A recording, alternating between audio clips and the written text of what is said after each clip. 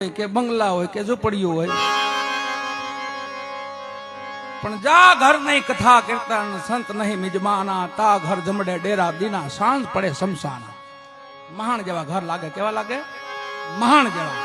જ્યાં સેવા થતી હોય, જ્યાં સ્મરણ થતું હોય, જ્યાં ભજન થતું હોય, જ્યાં માતા પિતાની સેવા થતી, સંતોની સેવા થતી હોય, એને ઘર મંદિર કહેવાય. બાકી તો ભલે 50 માળનું બિલ્ડિંગ ખડકીને બેહી, 100 ફરતો ખડકીને બેહી, પણ ભૂત જેવું લાગે અંદર. બે જણા આટા મારતા હોય ને, 150 રૂમ 2 જણા ખાલી આટા મારતા કેવું લાગે? કે ભૂત થતું લાગે છે.